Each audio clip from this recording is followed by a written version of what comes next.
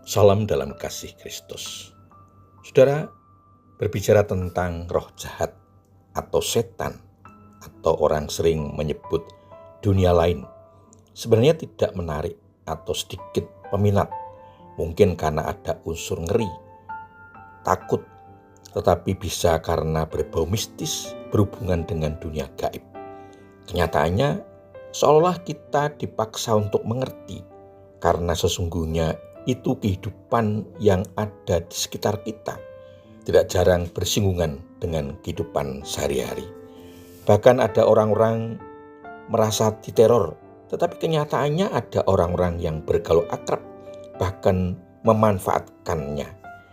Mungkinkah kita menjauh, tidak bersinggungan dengan mereka, bahkan mereka tidak mampu mendekati kita, apalagi sampai mengganggu kita?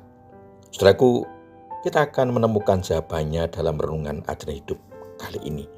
Agar kita fokus dan menemukan jawaban atas pertanyaan tadi, mari kita mohon berkat Tuhan dengan berdoa. Bapa di surga, terima kasih atas berkat dan pemeliharaan-Mu dalam kehidupan kami sampai saat ini. Kami akan menerima firman-Mu, berkati agar dapat menjawab pergumulan kami tentang roh jahat. Roh Kudus memberi hikmat kepada kami agar kami dapat mengerti dan melaksanakan dalam kehidupan sehari-hari. Mohon ampun atas kekurangan dan dosa kami, di dalam nama Tuhan Yesus Kristus, doa ini kami alaskan. Amin. Saudaraku yang dikasihi Tuhan Yesus Kristus, firman Tuhan yang akan kita terima diambil dari Injil Lukas pasal 11 ayat 24 sampai dengan 26 yang tertulis demikian. Apabila roh jahat keluar dari seseorang, ia mengembara ke tempat-tempat yang tandus, mencari perhentian tetapi tidak menemukannya. Lalu ia berkata, "Aku akan kembali ke rumah yang telah kutinggalkan itu." Ia pun pergi dan mendapati rumah itu bersih, tersapu, dan rapi teratur. Lalu ia keluar dan membawa serta 7 roh lain yang lebih jahat daripada dia. Mereka masuk dan tinggal di situ. Akhirnya keadaan orang itu lebih buruk daripada keadaannya semula.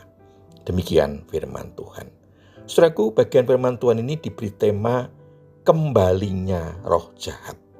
Saudara, untuk memperingatkan orang-orang yang mendengarkan Yesus, dia menceritakan semacam perumpamaan agar seseorang benar-benar bebas dari roh-roh jahat. Sebelumnya harus dipahami bahwa kuasa-kuasa jahat adalah suatu pasukan yang pada dasarnya sudah kalah dan sedang mundur oleh kuasa Yesus Kristus. Tetapi akal-akal licik dan serangan-serangan perlawanan masih sangat berbahaya. Menurut anggapan dalam zaman dahulu, roh jahat yang keluar dari manusia melayang-layang, berkeliling di tempat-tempat yang sunyi dan tandus, di tengah-tengah banyak roh sebangsanya. Tetapi roh itu tidak lagi senang di sana. Ia ingin kembali ke rumahnya yang dahulu dalam diri manusia. Dalam perjalanan pencariannya, ia menemukan rumah itu yang bersih, tersapu, dan rapi teratur. Agar tidak mengalami kekalahan baru, maka ia mengajak sebanyak mungkin teman. Teman 7 adalah angka lambang untuk kelengkapan atau sempurna. Dan dengan cara yang lebih ngeri, ia melakukan hal-hal lebih buruk dalam diri orang itu, sehingga keadaan orang itu jauh lebih buruk daripada dulu. Atau dengan kata lain, orang yang sudah terlepas dari kuasa-kuasa jahat harus berusaha hidup tidak hampa, tetapi mendapat isi yang positif.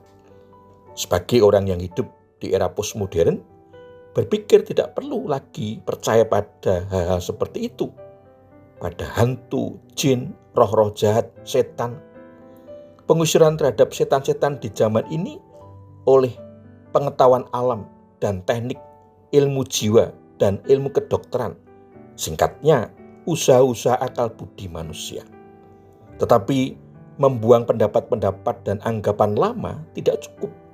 Ada bahaya dari hidup manusia yang hampa dan isi hati yang nihil. Peringatan Tuhan Yesus dalam bacaan ini menyatakan bahaya nihilisme di era sekarang ini, bisa menjadi masalah. Sebab bahaya 7 roh, kuasa jahat yang lain lebih berbahaya dari kuasa-kuasa kuno. Sebab kuasa iblis atau setan tidak berakhir setelah pertobatan, tetapi terus berlangsung sebagai ancaman yang selalu mengintai dan tidak berkesudahan.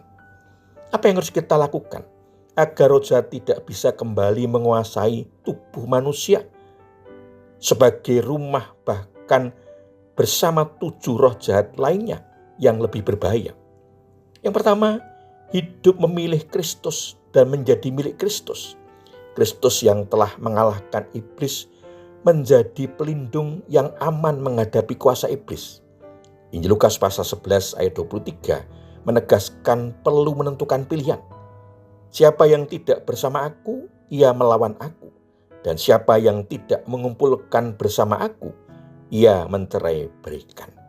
Saudaraku, tidak mungkin kita bersikap netral dalam konflik rohani antara kerajaan Kristus dan kuasa kejahatan. Setiap orang yang tidak bersama Kristus untuk melawan iblis dan kejahatan sesungguhnya telah menentang Yesus Kristus. Setiap orang sedang bertarung, kalau tidak di pihak Kristus dan kebenaran, pasti di pihak iblis dan orang fasik. Termasuk tiap usaha yang bersikap netral dan kompromi dengan ketidakbenaran. Yang kedua, setiap orang yang telah diselamatkan oleh Kristus dimerdekakan dari iblis dan menjadi manusia baru yang dipimpin oleh Roh Kudus dan hidup mendengar firman Tuhan dan memahami dengan tekun serta menghayati dalam hidup sekaligus menjadi senjata untuk melawan iblis. Melalui firman Tuhan kita betul-betul mengerti pesan dan perintah yang datangnya kepada kita dari Allah. Roh Kudus akan membuat firman Allah menjadi hidup dan aktual bagi hidup kita ini dan di sini, sehingga kita mengerti kehendaknya untuk hidup kita pribadi maupun dalam kehidupan. Yang berarti kerajaan Kristus dinyatakan di bumi. Yesus mempertunjukkan kuasanya di bumi, mengalahkan iblis dan mengusir setan-setan. Tuhan Yesus memberkati. Amin. Saudaraku, mari kita mengucap syukur kepada Tuhan di dalam doa. Bapa di surga, terima kasih firman-Mu menolong kami memahami kuasa-Mu atas setan dan betapa pentingnya percaya dalam hidup kami. Mohon berkat-Mu, Roh Kudus, senantiasa memimpin hidup kami agar setan tidak mampu mendekat apalagi melakukan hal yang jahat kepada kami. Mohon ampun kekurangan dan dosa kami. Hanya dalam nama Tuhan Yesus Kristus doa ini kami alaskan. Amin. Saudaraku, demikian renungan ajaran hidup. Saya bertemu kembali dalam renungan selanjutnya. Kasih karunia dan damai sejahtera dari Allah Bapa dan Tuhan Yesus Kristus, pimpinan dan pemeliharaan Roh Kudus memberkati saudara sekalian. Amin.